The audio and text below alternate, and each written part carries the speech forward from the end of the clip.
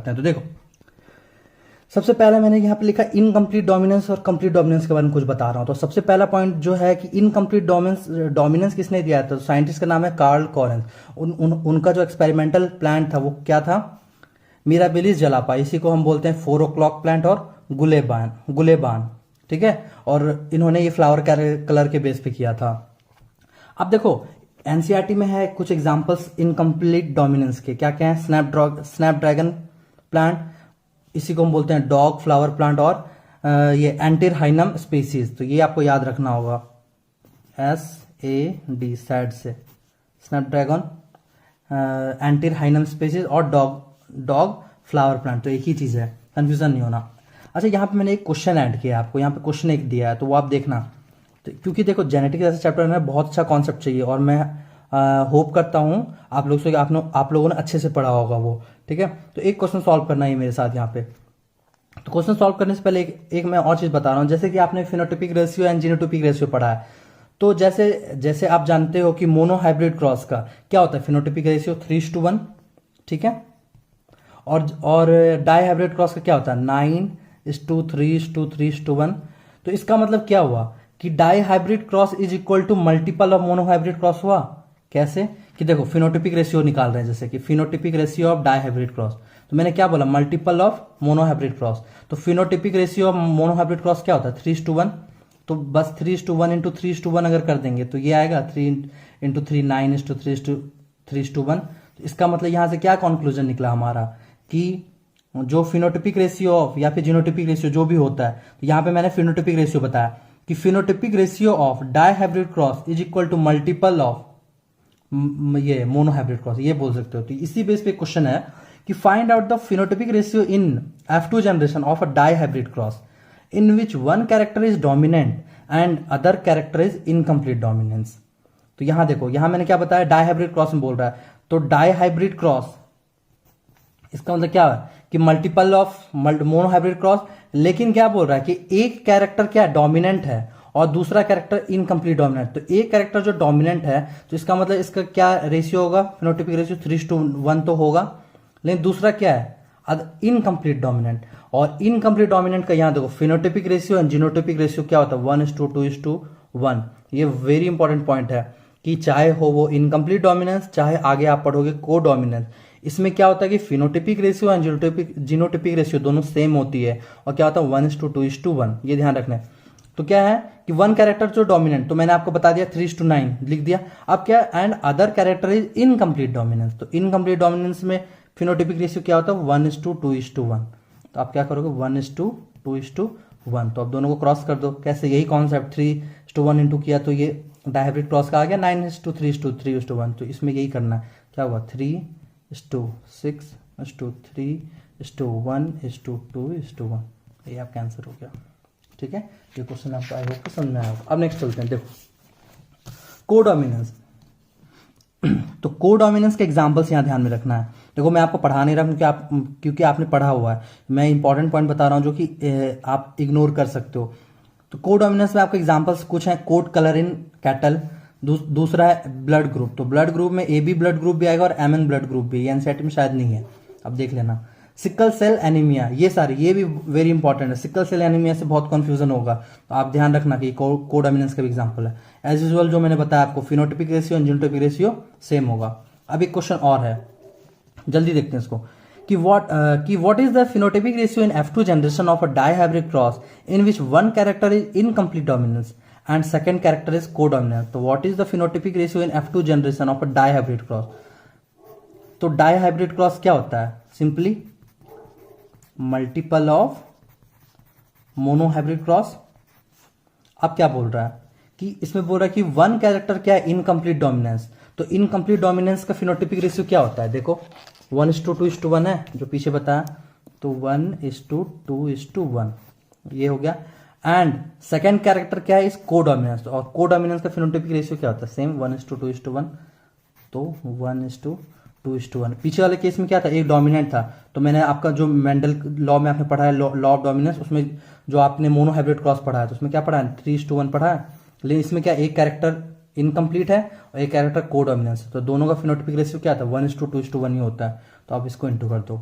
1:2:1:2:4:2:1:2:1।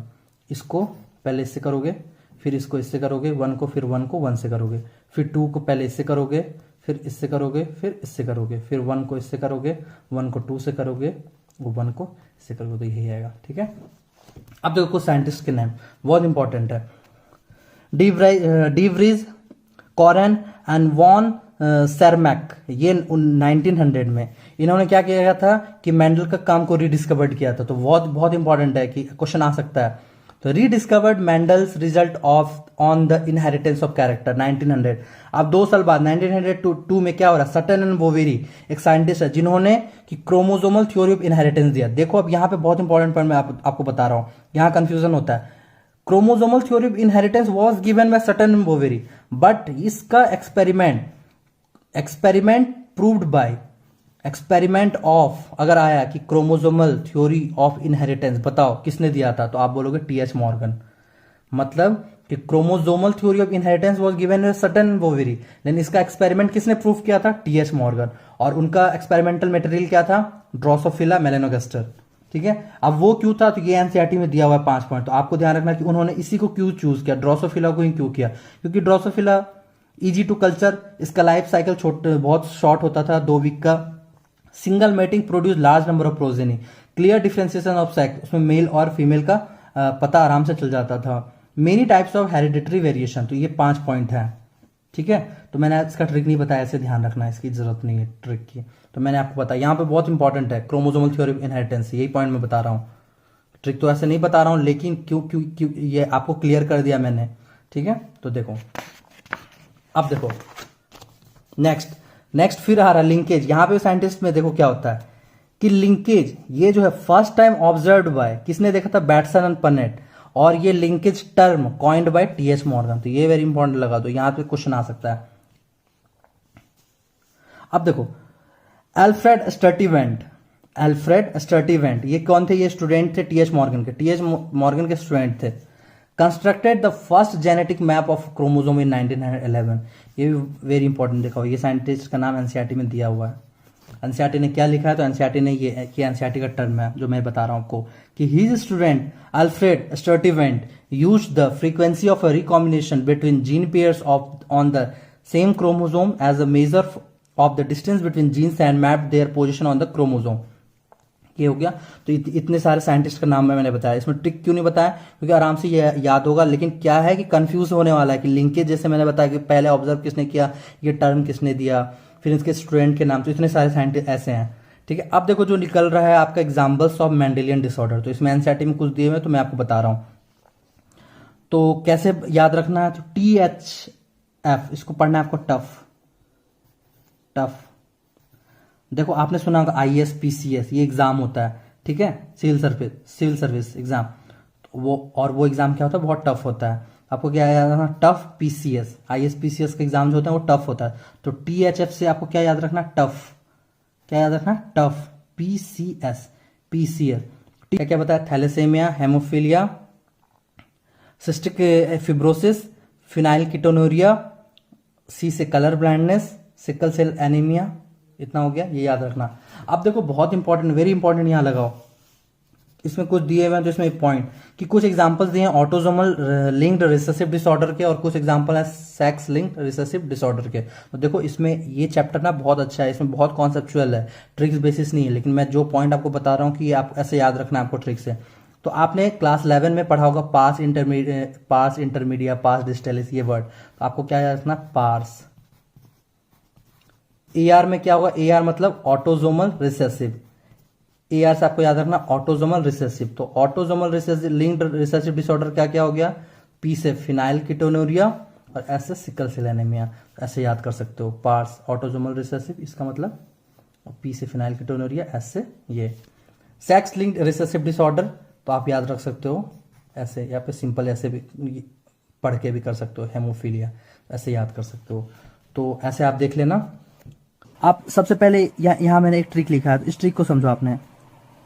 देखो BSc में GS का XH था, मतलब देखो एक समय के लिए आप समझ लो अभी कि आप अभी ये क्लास 12 में नहीं हो और या नीट की प्रिपरेशन नहीं कर रहे हो, आप मान लो बीएससी में हो, ठीक है, ग्रेजुएशन कर रहे हो बीएससी में, तो बीएससी में आप हो तो आपका पेपर हुआ, आप एग्जाम देने गए, कौन सा पेपर था आपका, जनरल साइंस का, जीएस का पेपर था, आप एग्जाम देके बाहर निकले, अब अपने दोस्तों को बोलोगे बीएससी में जीएस का एग्जाम हार्ड था, बीएससी में जीएस का एग्जाम हार्ड था, एग्जाम में मैंने ई नहीं लिया, XAM वाला ये लिया है, ठीक है, तो ऐसे समझना।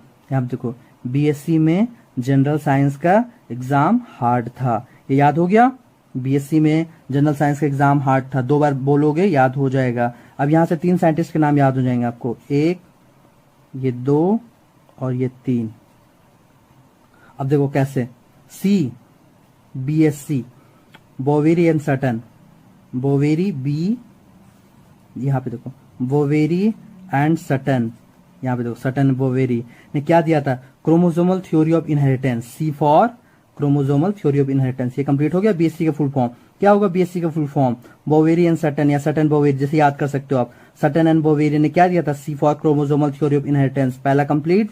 देखो जनरल साइंस जीएस क्या लिखा है, एस का नाम मैंने लिया है, स्टर्टिवेंट, स्टर्टिवेंट कैसे याद करोगे, देखो थोड़ा टफ होगा, तो एस को अलग कर देना, एस अलग कर दिया, फिर टर्टल याद होता है, टर्टल, तो टर्टी, टर्टी, तो ऐसे, और उसके बाद वेंट, इसको तोड़ तोड़ के याद करोगे तो हो जाएगा, Alfred Sturtevant, Alfred Sturtevant. यहाँ एस मैंने लिखा था साइंस, जनरल साइंस में एस, यही एस का मतलब है ये स्टर्टी वेंट, ट्रिक में मैंने ये यूज नहीं किया है, आप एक ऐसे भी याद कर सकते हो, तो आपको एग्जाम में सॉल्व हो जाएगा क्वेश्चन। तो ये क्या जी लिखा है मैंने, जी मतलब यहाँ पे देखो जी जेनेटिक मैप, इसका full form, constructed first genetic map of chromosome. अगर क्वेश्चन में आया कि first genetic map of chromosome constructed by, तो क्या करोगे, स्टर्टी वेंट, अल्फ्रेड स्टर्टी वेंट। कैसे याद करना है, बीएससी तो याद हो गया, जीएस, जी फॉर, यहीं पे देखो जी फॉर, यही जी मैंने लिया है, genetic map of chromosome, complete हो गया। अब देखो एस फॉर, यही साइंटिस्ट का नाम, ये भी कंप्लीट हो गया। ये 2 साइंटिस्ट का नाम याद हो गया ना आपको। ध्यान में रखना कि ये जी का फुल फॉर्म है, जी मैंने जेनेटिक मैप लिया है, तो जी फॉर जेनेटिक मैप, ऐसे याद होगा, जेनेटिक मैप ऑफ क्रोमोसोम, इसका मैंने जी लिया है, और एस फॉर साइंटिस्ट का एक बाद वाला नाम लिया है, स्टर्टिवेंट।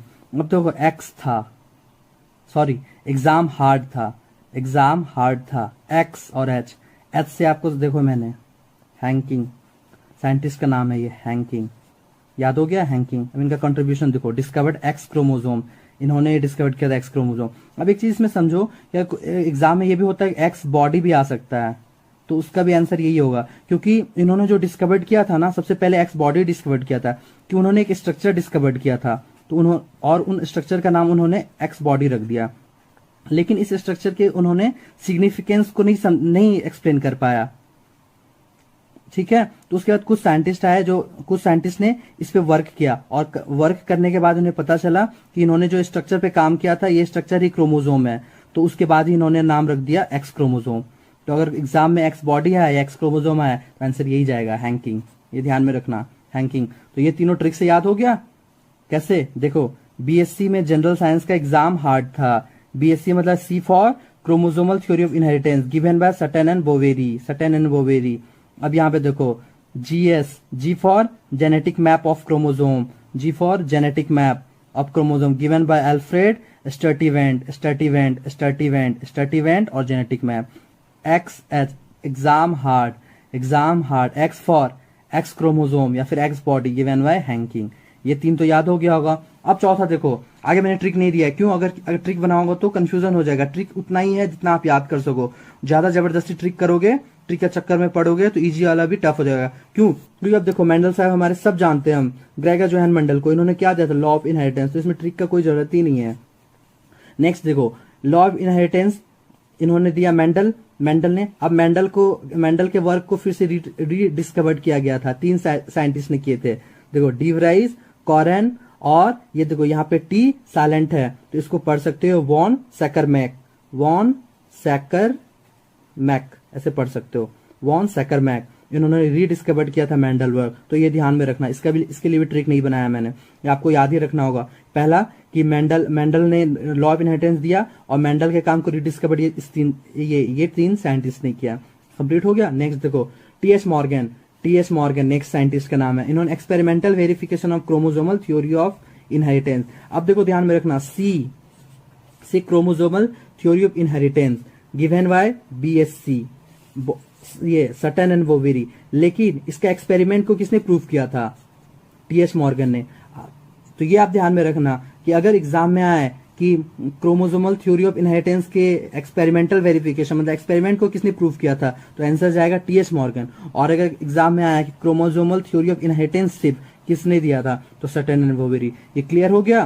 क्लियर कट डिफरेंशिएट याद रखो, टीएस मॉर्गन ने इस क्रोमोसोमल थ्योरी ऑफ इनहेरिटेंस के एक्सपेरिमेंट को प्रूव किया था और इन्होंने ये सटन एंड बोवेरी ने क्रोमोसोमल थ्योरी ऑफ इनहेरिटेंस दिया था।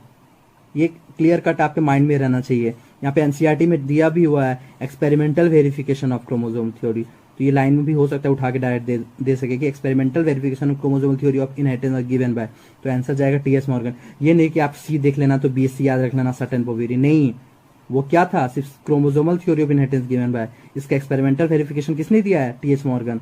तो क्लियर हो गया। देखते हैं हम, देखो मैंने एक ट्रिक बनाया। ट्रिक को कैसे याद करना है? ट्रिक को एक स्टोरी समझना है। तो कैसे करना है? जैसे कि आप दो दोस्त हैं, एक ये आप हो, ये आपका कोई फ्रेंड है, ठीक है, ध्यान से देखना ये स्टोरी। दो दोस्त हैं, तो आज आप बहुत खुश हो तो आप बोलते हो भाई चल मूवी देखने है, HD movie, high definition movie, HD movie देखने चल। तो आप क्या बोलोगे अपने दोस्त को कि भाई HD मूवी देखने चल? बोल रहे हो HD मूवी देखने के लिए, बोलोगे HD मूवी देखने के लिए, उसके बाद बोलोगे कि मूवी देखने के बाद फिर CCD भी चलेंगे कुछ खाने के लिए। हम होता है ना कि पहले हम मूवी देखेंगे उसके बाद फिर खाने के लिए चलेंगे CCD। तो इस बंदे ने मतलब कि आपके फ्रेंड ने मना कर दिया कि नहीं यार मैं नहीं जा रहा, ठीक है। तो तब आपको बुरा लग गया या फिर आप समझो कि आपको गुस्सा आ गया, तो अब ये बोलता है, मतलब कि आप बोलोगे इससे। नहीं समझ में आया? फिर से बताता हूँ। ये देखो A, ये B, ये A है और ये आप हो और ये आपका दोस्त है। इतना तक क्लियर हुआ? अब आप बहुत खुश हो तो आज इसको बोलोगे कि भाई चल मूवी देखने, HD मूवी। ये यहाँ पे ये टर्म याद रखना, HD मूवी देखेगा ये SD वाला। और उसके बाद मूवी देखने के बाद खाने भी जाएंगे कुछ CCD में, कैफ कॉफी डे खाने जाएंगे। तो ये मना कर दिया तो इसे गुस्सा आ गया। तो अब ये बोलता है मैंने मेरे साथ, ये बोल रहा है मैंने मेरे साथ HD मूवी और CCD जाने के लिए तुझे बोला लेकिन तुमने मना कर दिया। तो फिर ये क्या बोलेगा? ये बहुत फेमस सॉन्ग है, इसमें तेरा घाटा मेरा कुछ नहीं जाता। समझ में आया? आप बोलोगे अपने दोस्त को कि इसमें तेरा घाटा मेरा कुछ नहीं जाता, तेरा घाटा मेरा कुछ नहीं जाता। क्यों? क्योंकि तेरा घाटा इसलिए हुआ क्योंकि आप इसे पार्टी दे रहे थे कि मूवी भी दिखाओगे और CCD भी लेके जाओगे, बट उसने मना कर दिया। तो यही ट्रिक है, मैंने मेरे साथ, मैंने में MN, ये देखो ये मैंने में MN यूज होगा। ये समझ में आ रहा ना? इसका मतलब मैंने में MN होगा, मैंने मेरे साथ HD मूवी आपको बता ही दिया मैंने। और क्या मूवी देखने के बाद CCD भी ले जाते, लेकिन उसने मना कर दिया। फिर आप क्या बोलोगे? इसमें तेरा घाटा मेरा कुछ नहीं जाता। इतना तो समझ में आ गया। अब देखो full form, M for Misar, MEISCHER, nuclein. इसने न्यूक्लिन को डिस्कवर किया था। ये एनसीईआरटी में याद कर लेना, हो सकता है ये एग्जाम में पूछे जाए। देखो Meselson and Stahl, semi conservative replication of DNA, semi conservative replication of DNA was discovered by Meselson and Stahl. ये भी हो गया। थर्ड देखो हार्सी एंड चेज एक्सपेरिमेंट क्या दिया था? DNA इज जेनेटिक मटेरियल, किसने प्रूव किया था? हार्सी एंड चेज। नेक्स्ट देखो ये फुल फॉर्म बताता हूँ, इसमें मैंने ट्रिक क्या यूज किया था? मैंने MN यूज हुआ, M for Misar, N for nuclein, मिसर ही बोलो, आप जैसे भी बोल सकते हो इसका प्रोनाउंसिएशन। मिसर, मैं तो F मिसर बोलता हूँ, mister F mister. Meselson and Stahl, MS मेरे साथ, M फॉर मैसेल्सन, जब भी मैसेल्सन आएगा स्टाल याद हो ही जाएगा, तो बस एक ही वर्ड याद रखो मैसेल्सन। नेक्स्ट देखो semi conservative, semi conservative S for. Next H for Hershey. Hershey जब भी होगा हार्सी एंड चेज एक ही साथ आता है, तो आप थ्योरी क्लास में इतना नाम सुनोगे तो आपको याद हो जाएगा। मेन आपको ये याद रखना है, H high definition, H D Hershey and Chase क्या करेगा, DNA is a genetic material, यही डिस्कवर किया। नेक्स्ट सेंट्रल डोगमा, क्रिक, एक साइंटिस्ट आता ना वाटसन एंड क्रिक, बट ध्यान रखना ये सेंट्रल डोगमा से क्रिक ने दिया था, यहां समझ में आ गया। नेक्स्ट देखो Griffith, Griffith explain transforming principle, ये भी इंपॉर्टेंट है। तेरा, इसका ट्रिक क्या था, तेरा घाटा, समझ में आ गया। क्या क्या मैंने बोला, अब फुल फॉर्म देखो, मैंने F Misar N for nucleon discovered किया, ये कंप्लीट। मेरे साथ, M for Meselson Stahl, S for semi conservative, यहां देखो replication of DNA, semi conservative replication of DNA हुआ। H D Hershey and Chase क्या किया, DNA is a genetic material. Next CCD, ये क्या, सीसीडी मतलब सेंट्रल डोगमा, ये हुआ किसने किया, क्रिक ने, इतना कम में। तेरा घाटा, जी फॉर ग्रिफिथ एक्सपेरिमेंट, ये ग्रिफिथ साइंटिस्ट ने क्या दिया था, ट्रांसफॉर्मिंग प्रिंसिपल। चलिए देखते हैं नेक्स्ट मैंने क्या बनाया। तो इस ट्रिक को समझो आप, एक मैंने ट्रिक लिया है उसका समझो कैसे करना है। इसमें सास और बहू की स्टोरी होगा। एक सास है, ये मान लो सासू माँ, और एक बहू है इनकी। सासू माँ ना बहू को हमेशा इरिटेट करती रहती है अपने फनी जोक सुना सुना के। यहां ध्यान में रखना, फनी जोक आ गया, फनी जोक सुना सुना के। फनी जोक कौन सुनाता है, कौन सुनाता है, सासू माँ। किसको, बहू, अपनी बहू को। और बहू बेचारी पक गई, परेशान हो गई। बहू बी ए, बहू B H U, H U लिखाएगा, यहां समझ में आया। अब देखो सास, एस डबल एस, सास, ये टर्म इतना यूज हो गया।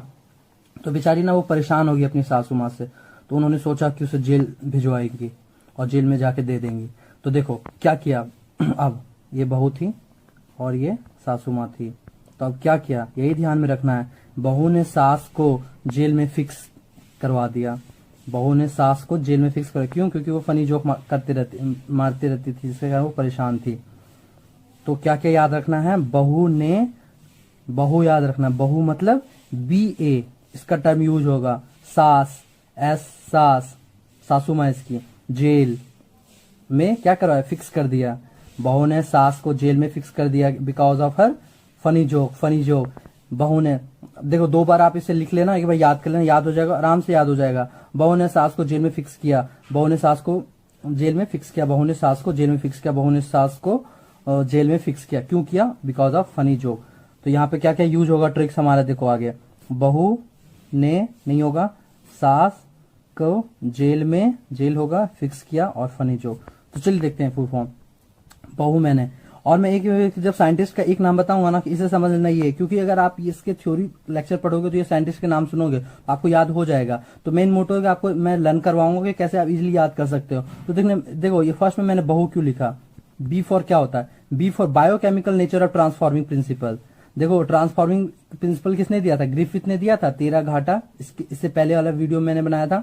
अब इसके बायोकेमिकल नेचर को किसने दिया था, तो देखो बहू, बी से बायोकेमिकल नेचर, ए फॉर ये देखो एवेरी, और जब भी ये एवेरी आएगा तो इसके साथ दो साइंटिस्ट का हमेशा नाम आता है, एवेरी, मैक्लियोड और मैकार्टी। कंप्लीट हो गया। बहू ने, अब क्या किया, सास, बहू ने खत्म, अब सास को, सास को, ये वाला आपको पेज नंबर 119 में मिल जाएगा। तो देखो सास को एस फॉर सेंगर, सेंगर हो गया, सास का सेंगर। अब ये आस यहाँ है, मतलब एमाइनो एसिड के सीक्वेंस इन प्रोटीन को बताया। Method of determination of amino acid sequence, तो जब भी क्वेश्चन आएगा कि ये डिटर्मिनेशन ऑफ एमाइनो एसिड ये सीक्वेंस इन प्रोटीन किसने दिया था, तो सेंगर आएगा। सास, सेंगर एमाइनो एसिड का सीक्वेंस दिया था इन प्रोटीन में, क्यों, क्योंकि हम जानते हैं प्रोटीन किससे बना रहता है, बहुत सारे एमाइनो एसिड से बना रहता है। ये मान लो एमाइनो एसिड है, ये एमाइनो एसिड है, ये एमाइनो एसिड है, ये एमाइनो एसिड है, और ये मिलके क्या बन जाता है, प्रोटीन। ऐसे ही बनता है ना। अब देखो बहू ने सास को क्या करवाया, जेल ले गई। जेल फॉर, देखो L for lac operon, lac operon को डिस्कवर किसने, जैकब। और जब भी आएगा जैकब एंड मोनाड अपने याद हो जाएगा, तो आप सिर्फ जैकब याद रखो, jail, JAIL, Jacob and Monod ने क्या दिया था, लैक ऑफ एरॉन। ये भी क्लियर हो गया। अब देखो मैं फिक्स किया, फिक्स, फिक्स में ये देखो पहला साइंटिस्ट का नाम एफ से है, फ्रैंकलिन। मैंने सारी ट्रिक में एक ही साइंटिस्ट का ये नाम यूज किया, क्यों? क्योंकि अगर एक साइंटिस्ट का नाम याद हो जाएगा तो आपको उसके साथ, क्योंकि आप ये थ्योरी क्लास में इसके नाम सुनोगे, जिसके कारण अगर एक साइंटिस्ट का नाम याद हो गया तो आपको दूसरा साइंटिस्ट अपने आप नाम याद हो जाएगा। ठीक, इसलिए मैंने हमेशा एक ही साइंटिस्ट यूज किया। जैसे जैकब एंड मोनाइड में सिर्फ जैकब, एवेरी मैकलियोड मैकार्टी में सिर्फ एवेरी, समझ में आ रहा है? ऐसे फ्रैंकलिन एंड विल्किन में ये याद रखना फिक्स, एफ फॉर फ्रैंकलिन और एक्स मतलब देखो X ray diffraction data image produce किया था इन्होंने। या फिर क्वेश्चन में आया कि वॉटसन क्रिक ने जो डबल हेलिक्स मॉडल बनाया था उसमें हेल्प किसने किया था? इसने ही किया था, फ्रैंकलिन एंड विल्किन। तो ऐसे भी क्वेश्चन आ सकता है। अब देखो ये हो गया जेल में फिक्स किया। यहाँ पे क्या था? बहू पहला हो गया, बहू ने सास को, ये सास को वाला हो गया। ये जेल में क्या क्या फिक्स किया? क्यों किया? Because of her funny joke. F for DNA fingerprinting, F for funny fingerprinting joke, Jeffrey, like Jeffrey. ये भी एनसीईआरटी में है, याद हो गया? यहाँ देखो एक बार फिर से लास्ट में बी ए, ये क्या है? बहू ने सास को जेल में फिक्स किया because of her funny joke. A for Avery MacLeod and McCarty, scientist का नाम याद रखना। और बी फॉर क्या उन्होंने दिया था? यहाँ देखो biochemical nature of transforming principal. S for Sengar, इसने क्या बताया था? एमाइनो एसिड का सीक्वेंस इन प्रोटीन। अब देखो J for Jacob and monoid, इसने एल से लैक ऑपेरेंट दिया था। एफ से देखो फिक्स, फ्रैंकलिन एंड विल्किन ने क्या किया था? एक्सरे, एक्स मतलब X ray diffraction data image produce किया था। एफ जे डीएनए फिंगरप्रिंटिंग किसने दिया था? जेफरी ने, अलग जेफरी ने। याद हो गया? दो salient features of genetic code. तो चलिए स्टार्ट करते हैं। तो देखो ये जो टॉपिक मैंने लिया ये आपको क्लास 12 के मॉलिक्यूलर बेसिस ऑफ इनहेरिटेंस वाले चैप्टर में मिल जाएगा। तो ऐसे तो ये बहुत इंपॉर्टेंट टॉपिक है, ये नीट में भी पूछा जा सकता है क्वेश्चन, और स्पेशली क्लास 12 के स्टूडेंट जो इस पर बोर्ड एग्जाम देंगे, हो सकता है कि आपको 3 मार्क्स 5 मार्क्स में क्वेश्चन पूछा जा सकता है कि salient features of genetic code बताएं। वैसे मैंने एनसीईआरटी में 5-6 पॉइंट दिया हुआ है, तो किसी किसी को होता है कि याद नहीं होता कि मेन पॉइंट क्या है, उसमें मैंने एक एक वर्ड को अलग किया। उस वर्ड को अगर आपको याद हो जाएगा तो उससे आप पूरा पॉइंट बता सकते हो। तो कैसे याद रखना है? तो आपको हमें सबको पता रहता है दिल्ली यूनिवर्सिटी, तो जब भी एडमिशन होती है तो आप लोगों ने सुना होगा दिल्ली यूनिवर्सिटी का कट ऑफ इतना गया, इसका कट ऑफ इतना गया। तो और दिल्ली यूनिवर्सिटी को हम क्या बोलते हैं? डीयू बोलते हैं। तो कैसे याद रखना है? आज के बाद से डीयू का कट ऑफ आपको क्या याद रखना है कि ये फीचर्स हैं जेनेटिक कोड का। जेनेटिक कोड का फीचर क्या है? डीयू का कट ऑफ, जहाँ के ऑफ मैंने ऐसे ही ऐड किया है, आपको क्या याद रखना है? डीयू कट ऑफ ऐसे ही ऐड है, डीयू कट याद रखना है।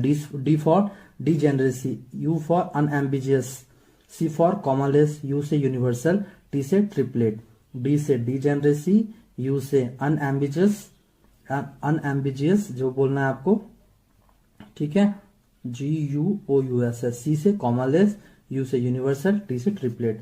तो याद रखना आपको Delhi university cut off, Delhi university CUT cut. अब देखते हैं कि क्या होता है डीजेनरेसी में। तो क्या लिखा है मैंने कि 1 amino acid is coded by more than 1 codon. समझ में नहीं आया? एग्जांपल देखते हैं। देखो जैसे कि मैंने 1 अमाइनो एसिड यहाँ लिखा है, तो मैंने वो एक एग्जांपल लिया, एक कोई अमाइनो एसिड लिखा जैसे कि फिनाइलएलानिन। तो ये क्या है? और उसके बाद क्या लिखा है मैंने कि coded by more than 1 codon. तो जैसे कि ये फिनाइलएलानिन है, ये कोड होगा किसी एक से ज्यादा कोडॉन से। तो इसमें मैंने कौन सा एक से ज्यादा कोडॉन लिखा है? एक UUU और एक UUG।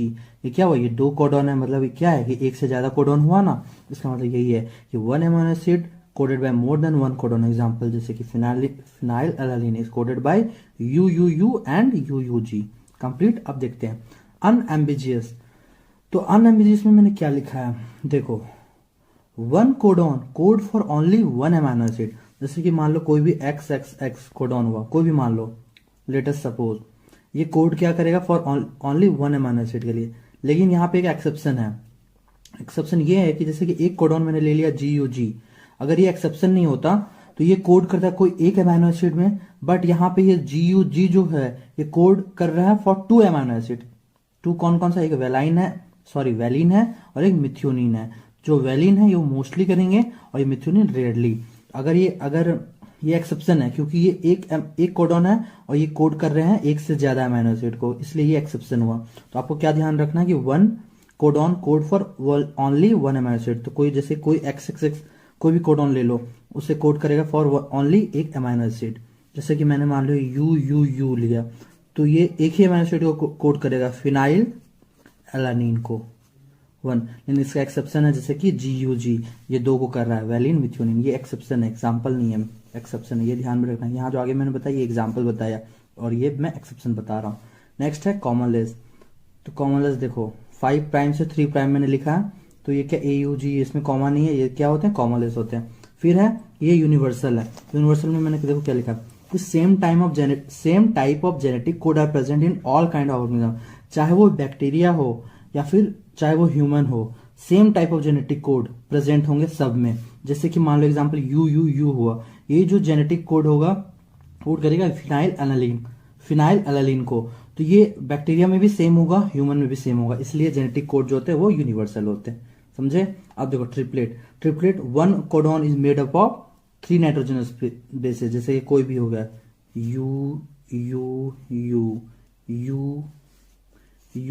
ए जी, ये क्या हुआ, 1 2 3 1 2, ये ट्रिपलेट हुआ। ये तो ऐसा सबसे पहले आता, आप जब लिखो सबसे पहले लिखना। मुझे ट्रिक को फॉर्म करना था, इसलिए मैंने इसे सबसे लास्ट में लिखा। ये बहुत इंपॉर्टेंट होता है कि ये जो कोडॉन होते हैं वो made up of 3 nitrogenous base, ये क्या होता है, ट्रिपलेट होते हैं। ठीक है, तो कैसे याद रखना है आपको, DU cut off, Delhi university का cut off, DU cut, D से डिजेनरेसी, U से अनएम्बिजियस, C से कॉमनलेस, T से ट्रिपलेट।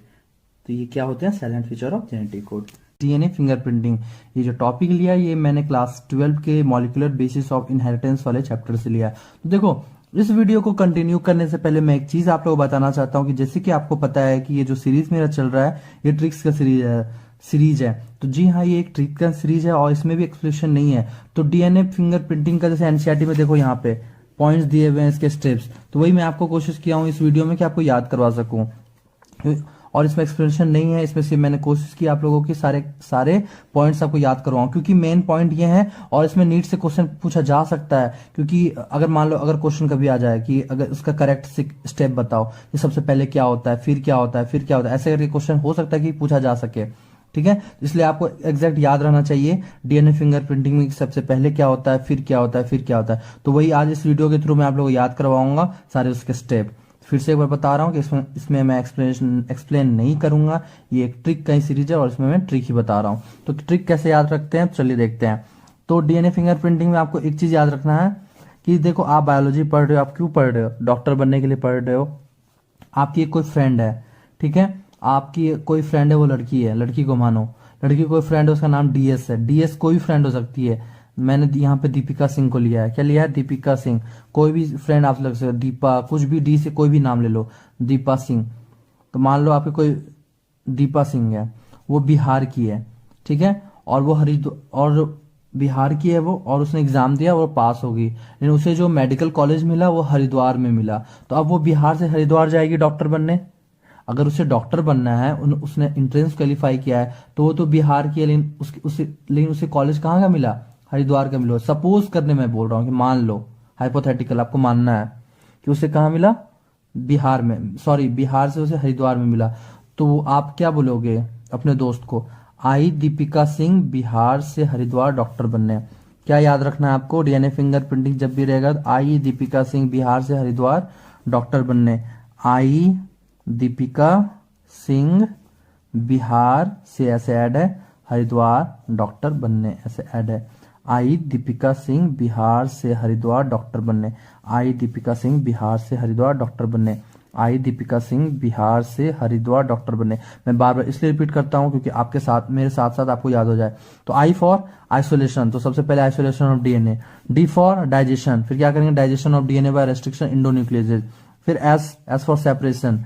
देखो मेन मैं इसलिए याद कर रहा हूं कि अगर आई याद रहेगा आपको, पहला तो याद रखना है आई दीपिका सिंह बिहार से, आई दीपिका सिंह बिहार से हरिद्वार डॉक्टर बने। आई से आपको याद रखना आइसोलेशन, डी से याद रखना आपको डाइजेशन, एफ से याद रखना सेपरेशन, बी से याद रखना आपको ब्लॉटिंग, एच से याद रखना आपको हाइब्रिडाइजेशन, डी से याद रखना डिटेक्शन। अगर आपको isolation, digestion, separation, blotting, hybridization और डिटेक्शन, ये 2 बार डी है, पहला डी डाइजेशन होगा और दूसरा डी डिटेक्शन होगा, ये ध्यान रखना। ठीक है। अगर आपको isolation, digestion, separation, blotting, hybridization, detection ये याद होगा तो आप इसके हेल्प से पूरा लाइन को याद कर सकते हो। कैसे कि आई दीपिका सिंह बिहार से हरिद्वार डॉक्टर बनने, आई दीपिका सिंह बिहार हरिद्वार डॉक्टर बनने। Isolation of DNA, D for digestion of DNA by restriction endonucleases, S for separation of DNA fragment by electrophoresis, B से ब्लॉटिंग। एनसीईआरटी में यहाँ पहले स्टार्टिंग है ट्रांसफरिंग और ब्रैकेट में दिया हुआ है ब्लॉटिंग, जिसे हम ब्लॉटिंग टेक्निक बोलते हैं। तो बी से आपको क्या याद रखना है, ब्लॉटिंग। तो ब्लॉटिंग में क्या है लिखना है कि transferring of separated DNA fragment to synthetic membrane such as nitrocellulose और नाइलॉन। अब फिर एच से क्या याद रखना, हाइब्रिडाइजेशन, मतलब hybridization using labelled VNTR probe. D for detection of hybridize DNA fragment by autoradiography. I hope कि आप लोगों को याद हो गया होगा। जाते जाते एक बार और देख लेते हैं। आई दीपिका सिंह बिहार से कहाँ गई, हरिद्वार डॉक्टर बनने। आई दीपिका सिंह बिहार से हरिद्वार डॉक्टर बनने। I for isolation, D for digestion, S for separation, B for blotting, H for hybridisation, D for detection. ठीक है। Criteria for molecule to act as a genetic material. तो देखो ये जो टॉपिक मैंने सिलेक्ट किया ये आपको क्लास 12 के page number 103 molecular basis of inheritance chapter में मिलेगा। तो ये जैसे कि लिखा हुआ है ना इसमें, a molecule that can act as a genetic material must fulfil the following criteria.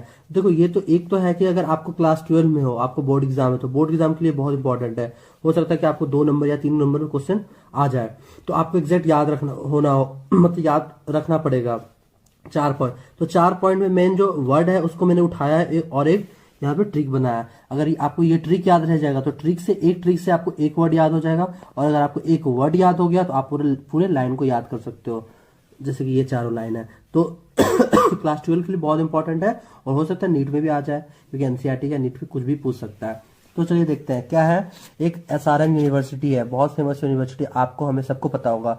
मान लो आपने एडमिशन ले लिया, ऐसे ही मान लो, तो आपने एडमिशन ले लिया तो आप जाओगे तो अब क्या बोलोगे, मैं चला SRM, मैं चला SRM, मैं चला एक साथ है, मैं चला SRM। मैं चला से आपको याद रखना है मेंडेलियन कैरेक्टर, S से याद रखना है आपको स्टेबल, R से याद रखना है रेप्लिकेशन, M से याद रखना है म्यूटेशन।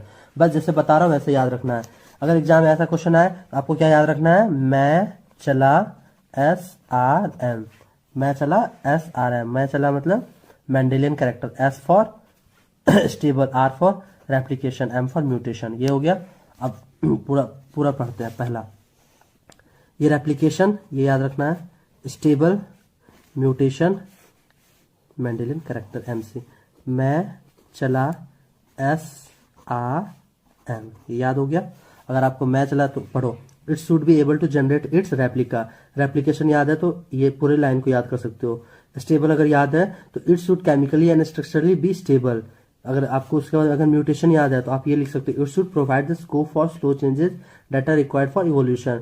फिर अगर आपको मेंडेलियन कैरेक्टर याद रहेगा वर्ड, तो it should be able to express itself in the form of Mendelian character. एक बार और देखते हैं। अब देखो, मैं चला SRM, मेंडल कैरेक्टर से आपको ये पूरा याद रखना होगा, स्टेबल से आपको ये याद रखना होगा, रेप्लिकेशन से पूरे इस लाइन को याद कर सकते हो, और म्यूटेशन से इस लाइन को याद कर सकते हो। ठीक है। तो ये गोल्स ऑफ एचजीपी का पॉइंट याद करवाऊंगा, कोशिश करूंगा कि आप इजीली से याद कर लो। तो देखो पूरा लाइन का ट्रिक तो नहीं बन सकता है, तो एक जो इंपॉर्टेंट वर्ड है उसको मैं उठाता हूं और उसे ट्रिक बनाता हूं। उससे क्या होता है कि अगर इंपॉर्टेंट वर्ड आपको याद हो जाए ना, तो उस वर्ड के थ्रू आपको पूरा लाइन याद हो जाएगा। तो चलिए देखते हैं कैसे है। तो गोल्स ऑफ एचजीपी, तो ID सीता जानते हो आप लोगों ने, रामायण में भी देखा होगा, राम सीता या सीता बहुत कॉमन नाम भी होता है। तो सीता SITA, सीता ID जानते हो आप लोग। कॉलेज में, स्कूल में जहाँ पे हो, स्कूल में ही होगे, 11 12 में अगर होगे तो स्कूल में आप लोग ID कार्ड होता होगा। तो कोई मान लो आपके क्लासमेट है सीता नाम की, तो सीता नाम है कोई है, उसका ID कार्ड से आपको याद रखना ID सीता ID। तो आपको ID सीता याद रखना है। तो I से याद रखना है आपको आइडेंटिफाई, D से याद रखना है आपको डिटरमाइन, S से याद रखना है आपको स्टोर, I से याद रखना है आपको इम्प्रूव, T से आपको याद रखना है एड्रेस, T से आप याद रखना है आपको ट्रांसफर, और A से याद रखना है आपको address. Identify, determine, store, improve, transfer, address. ये देख लिए। तो आपको आइडेंटिफाई अगर याद होगा तो आपको अगर एक बार पढ़ोगे तो याद हो जाएगा। क्या है, सबसे पहला है कि identify all the approximately 20,000 to 25,000 genes in human DNA। Next आपको क्या याद रखना है, देखो यहाँ पे लिख देता हूँ, IDSI T A, I D Sita, I D Sita, I D S I T A Sita, identify, ठीक है। इसके बुक के आगे लिख लेना है ऐसे, आई D Sita, I for identify, D for determine, S for store, I for improve, T for transfer, A for address. इतना याद हो गया, एक बार पढ़ लेना। आइडेंटिफाई वाला से ये पूरा लाइन पढ़ लोगे, डिटरमाइन से ये पूरा लाइन पढ़ोगे, याद हो जाएगा। फिर स्टोर से, store this information in database. Improve से याद रखना आपको, improve tools for data analysis, transfer related technologies to other sector such as industries. तो देखो मैंने पहले बताया कि ये जो सीरीज है ये ट्रिक्स का ही है, कि इसमें मैं सिर्फ आपको याद ही करवा रहा हूँ। इसका जो कॉन्सेप्ट है मैं बाद में वीडियो बनाऊंगा जिसमें मैं स्टार्टिंग से बताऊंगा, ठीक है। तो ऐसे आप याद रख सकते हो। एक बार जाते जाते फिर से देखते हैं। I D Sita, I D Sita, I D Sita, I से आइडेंटिफाई, डी से डिटरमाइन, एस से स्टोर, आई से इम्प्रूव, टी से ट्रांसफर, ए से एड्रेस। आई होप कि ये वीडियो आप लोगों को पसंद आया होगा। अगर वीडियो पसंद आया तो प्लीज चैनल को लाइक करना, शेयर करना एंड सब्सक्राइब करना। Thank you.